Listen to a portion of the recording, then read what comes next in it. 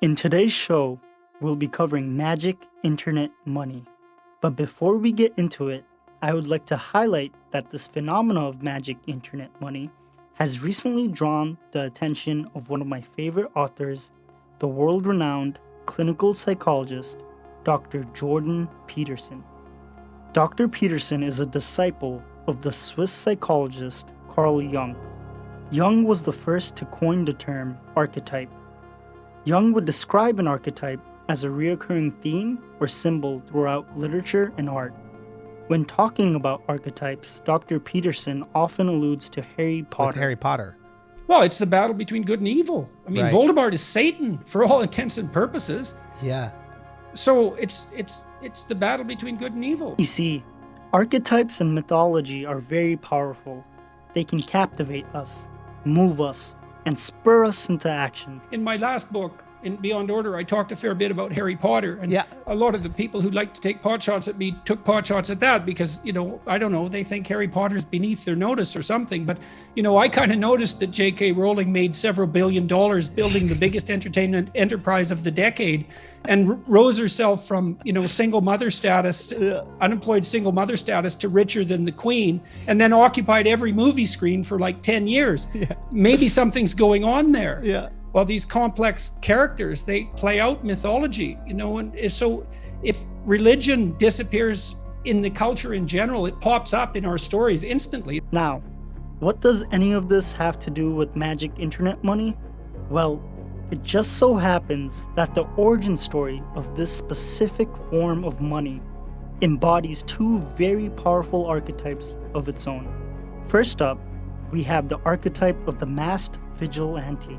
Take a look at the world around us and notice how some of the most popular and cherished film franchises and TV shows pertain to superheroes. 7 out of the top 20 box office hits of all time are superhero movies. Why is there such a strong fascination with these masked vigilantes? Perhaps it's because we as humans have an innate tendency to believe that there are forces of good out there in the world. Forces that want to see the world prosper.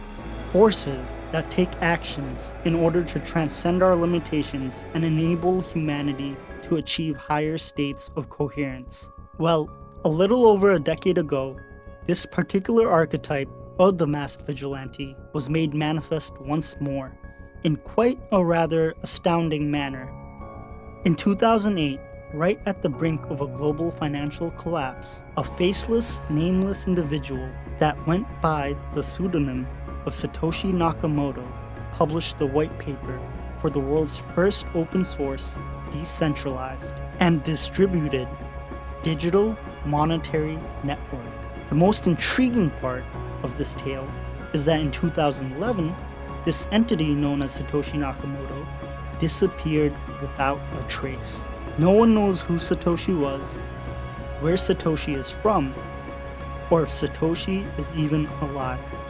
Nakamoto's disappearance is an integral part to this origin story. You either die a hero, or you live long enough to see yourself become the villain. The second archetype that permeates this origin story is that of an avatar. The concept of an avatar was made mainstream to Western audiences through the greatest children's show of all time, Avatar: The Last Airbender. In this Nickelodeon show, the entity known as the Avatar would incarnate time and time again to preserve peace and harmony between the four nations. In ancient India, avatars were known to be divine deities that made an incarnation on Earth whenever humankind was in great jeopardy or dire need.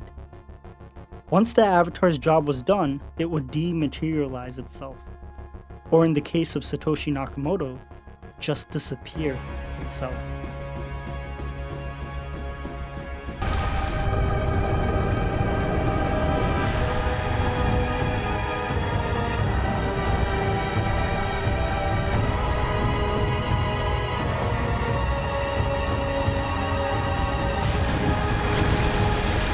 Now, I understand that some of you may be thinking that to call Nakamoto a masked vigilante or an avatar is absolute hyperbole. But to truly understand the implications of Satoshi's innovation, let's take a step into our imaginations. Imagine a world where individuals can now easily opt out of oppressive and authoritarian regimes. A world where basic property rights are now ensured for billions across the globe.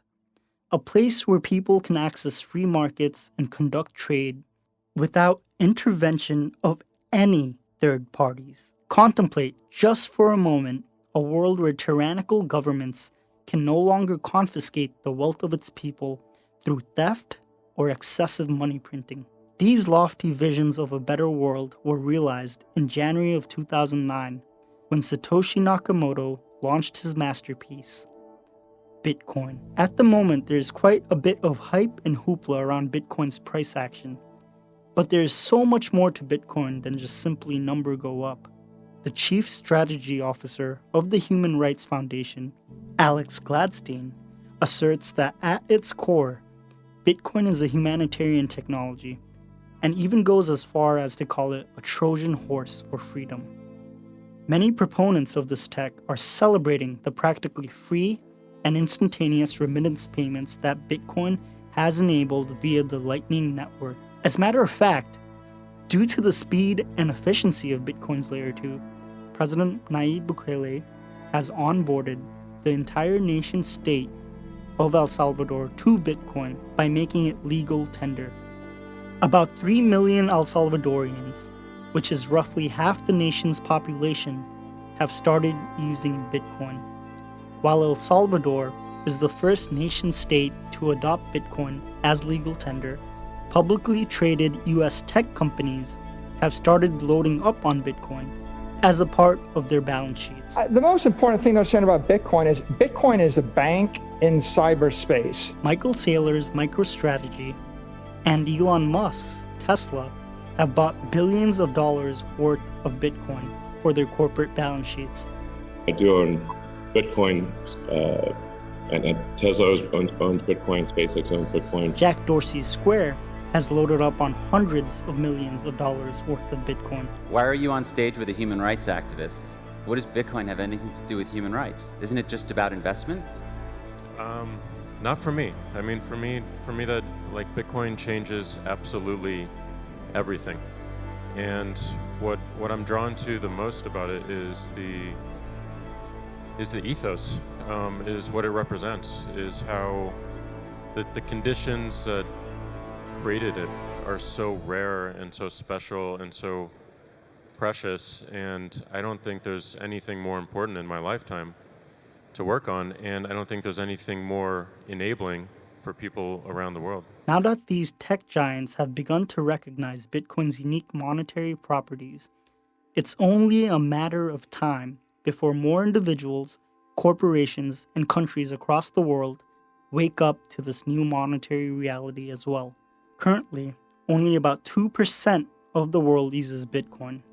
However, things may accelerate rather quickly because the United States is uniquely positioned to serve as a catalyst for global mass adoption of Bitcoin. The last time the world went through a technological revolution of this magnitude was during the advent of the internet age. In the 1990s, the US was one of the first countries to adopt the internet and the World Wide Web. And within a mere 2 decades, by the mid-2000s, the United States had spawned the greatest and most innovative technology companies in the world. The services provided by these technology companies have spread across to just about every corner of the globe. By embracing the internet during its early stages, the US ushered in a new era of technological innovation and economic abundance. However, adopting Bitcoin wouldn't just be an economic revolution for America. It would also be an independence revolution for the entire world. Over the course of the last several decades, our government has unsuccessfully attempted to spread freedom and democracy to many corners of the world through war and force. This time, we can spread freedom and democracy the right way, not through coercion and military might, but rather by embracing and promulgating the world's most inclusive, secure, and scarce open monetary network. For you see, Bitcoin isn't just number go up technology. Bitcoin is also a beacon of freedom, an emblem for the self-sovereign and all-loving nature of the human spirit. You can open the doors to this new monetary freedom by stacking sats on Cash App, Swan, or Stripe.